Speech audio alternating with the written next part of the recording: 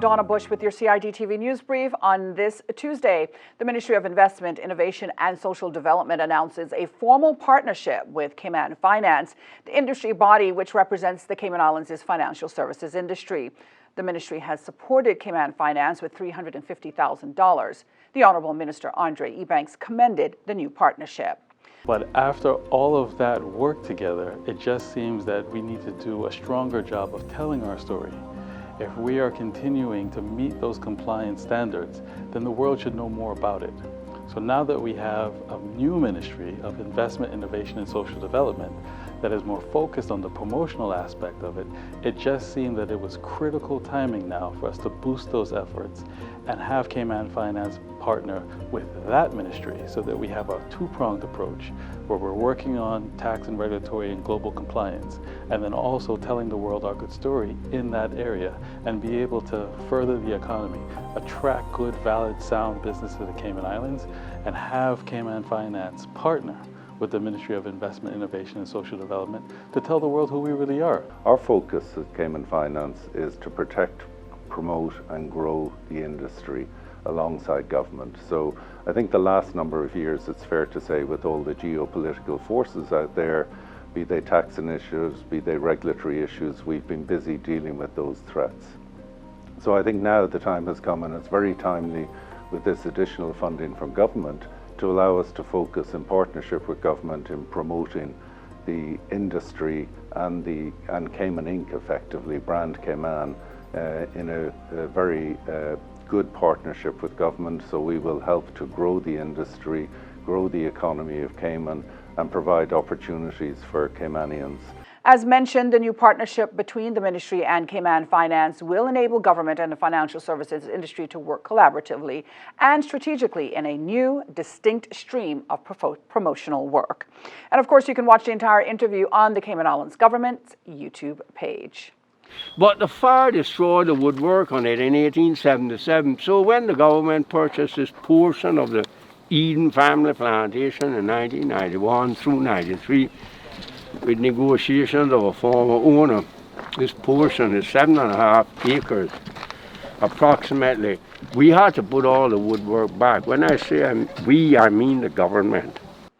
The United Kingdom's Overseas Territories Minister Amanda Milling, there visiting the Cayman Islands last week. On Friday evening, she went to Pedro, St. James, where she was given a grand tour and history lesson about the attraction. So first of all, can I just say absolutely delighted to be here in Cayman. I'd like to thank the Premier and also the Governor and everyone for the very, very warm welcome to Cayman. Just a bit of background, this is my first visit to an overseas territory since being appointed as Minister responsible for the OTs. I'm absolutely thrilled that I'm here in Cayman. One of the things, so this comes off the back of the Joint Ministerial Council which we held in November last year, and I think that, if we could turn back the clock a little bit, that was the first in-person JMC since 2018. The one in 2020 was held virtually by virtue of COVID-19. So it was absolutely brilliant to be able to host the JMC back in November. And one of the things that was really key to that event was the importance of the OTs, the UK-OT relationship. And specifically, here I am, on this visit to really kind of deepen our relationship, UK-Cayman Island relationship. So it's been a fun, a really packed agenda, thanks to everyone over the last couple of days. And I'd like to say, I'm looking forward to working with the Premier, who's got ambitious plans for Cayman and a real vision, and I'm looking forward to doing everything we can as the UK to support that. The Overseas Territories Minister was joined by His Excellency the Governor, Premier the Honourable Wayne Panton, and members of her team on that tour throughout the week. Turning to the forecast for tonight, which calls for partly cloudy to cloudy skies with a 30% chance of showers. Seas will be rough with wave heights of 4 to 6 feet. Now, small craft operators should exercise caution over open water. Tomorrow's expected weather conditions are similar. The outlook is for moderate to fresh winds and rough seas to continue through Thursday evening as a strong pressure gradient lingers over the northwest Caribbean. Taking a look at the synopsis, moderate to fresh easterly winds and rough seas are expected over the next few days. It's all due to that strong pressure gradient over the northwest Caribbean that's affecting our area. Satellite images are showing patches of low-level to mid-level clouds over the Cayman Islands area that are moving towards the west. Remember, you can find the latest on local weather conditions online at weather.gov.ky. And that ends today's news brief here on CIG Television. I'm Donna Bush, wishing you a safe and wonderful night and inviting you back here again tomorrow. Until then, bye-bye for now.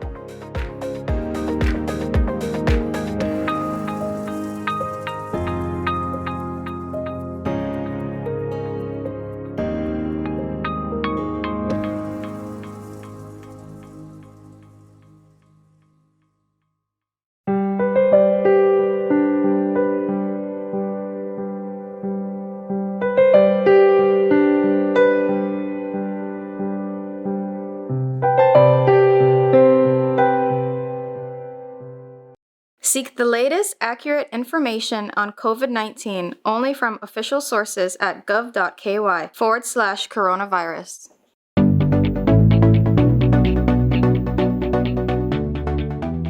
I'm Jody Ann Powery. I'm the Police Media Officer with the RCIPS, and I'm here to give you some crime prevention tips on how to best protect your property.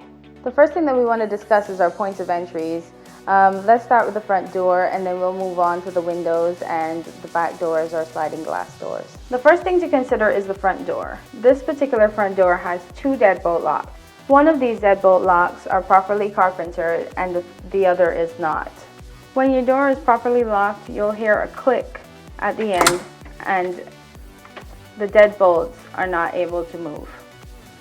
If it is slightly opened, then you can push the deadbolt back without having any restrictions.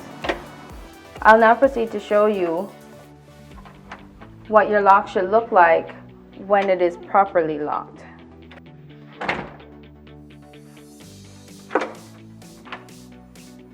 When it comes to your windows, you want to make sure that your window is locked all the way down, because even though the lock is on, if it's not all the way down, it can still be pried.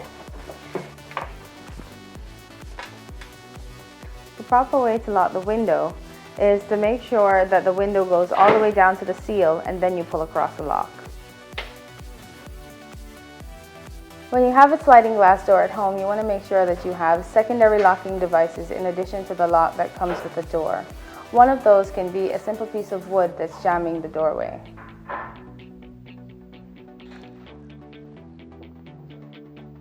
We want to encourage you to ensure that you don't make things easy for burglars who are looking for opportunities to break into property by leaving your property out in plain view. Some of these items are your car keys, your electronics, and your handbags. Make sure that you put these properties away when you're leaving the house or when you're going to bed.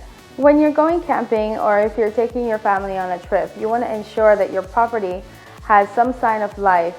This can be done by leaving a light on or putting timers on your lights.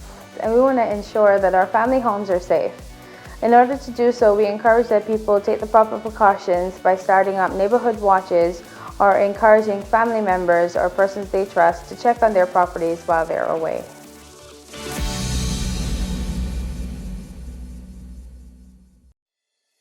The Esterly-Tibbetts Highway 3-lane roundabout is ready for drivers. It's time to make sure you know how to use it. First, know which exit you need to take.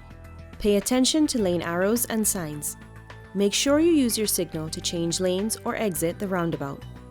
To turn left, you always approach in the left-hand lane and indicate left. To drive straight ahead, you need to be looking out for signs and road markings indicating which lane to use.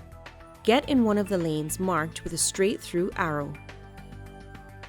If turning right, you must use the right-hand lane and indicate accordingly.